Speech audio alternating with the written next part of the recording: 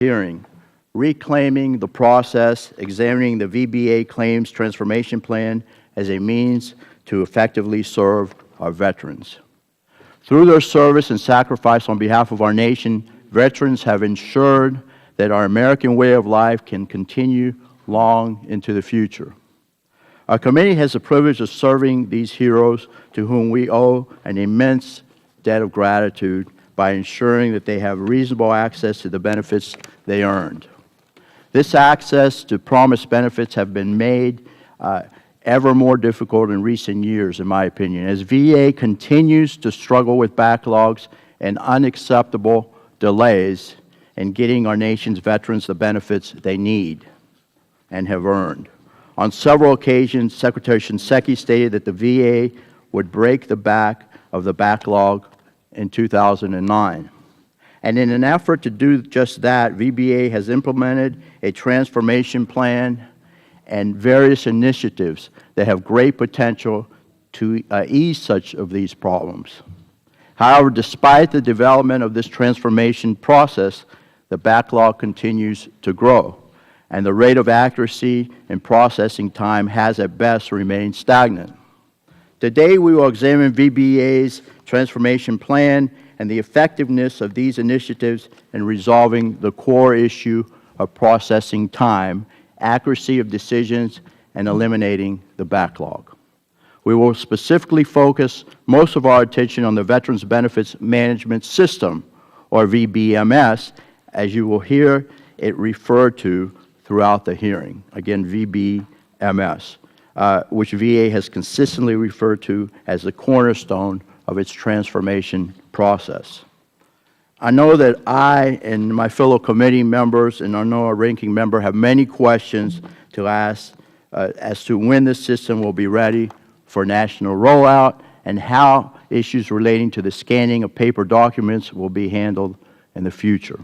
As a matter of fact, VA's contract with the U.S. National Archives and Records Administration, the agency currently handling VA's scanning needs, expires on June 26, just 1 week from today.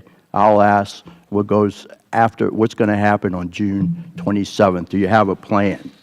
Unfortunately, the VA has waited until the last, again, the 11th hour to address this need, and to the best of my knowledge, I understand VA is working on contract solicitations. This hearing also will focus on several of VBA's other transformation plan initiatives, including disability benefit questionnaires, simplified notification letters, fully developed claims, and the iLab and the appeals design team. Although I applaud VA for taking initiatives to transform the claims process, we must ensure that these transformation efforts continue to progress in the right direction, and they are ultimately helping veterans obtain the benefits they have earned. It is time for VA to uphold its responsibility to our veterans and to the American people to break this cycle and deliver the benefits that the agency was created to provide.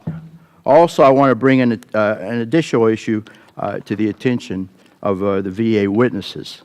Last week, Chancellor of the Florida College System informed the committee staff that VA has determined that 23 of the 28 Florida community colleges would not qualify to provide training under the VRAP program that was part of the Vow to Hire Heroes Act passed last November.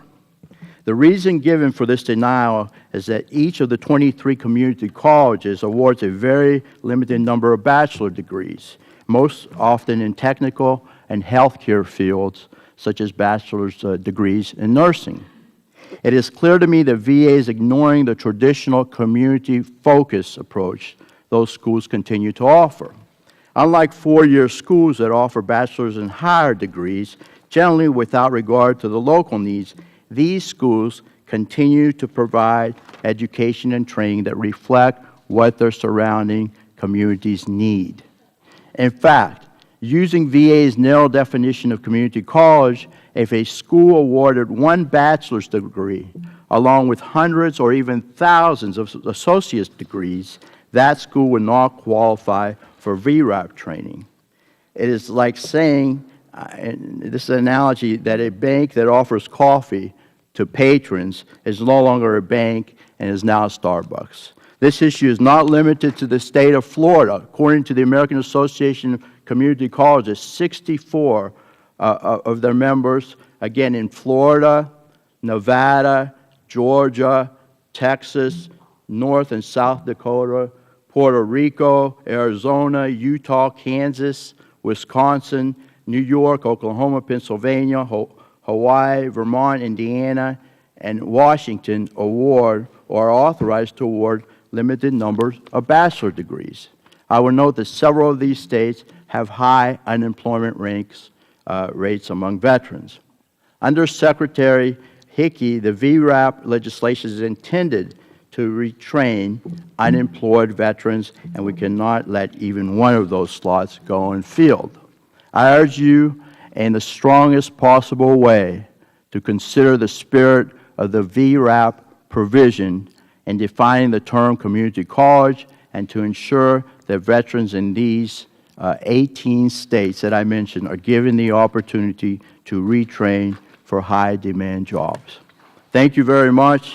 And now I'll yield 5 minutes to our ranking member, or if he chooses a little longer, to our ranking member, Mr. Filner. Thank you. You're recognized, sir.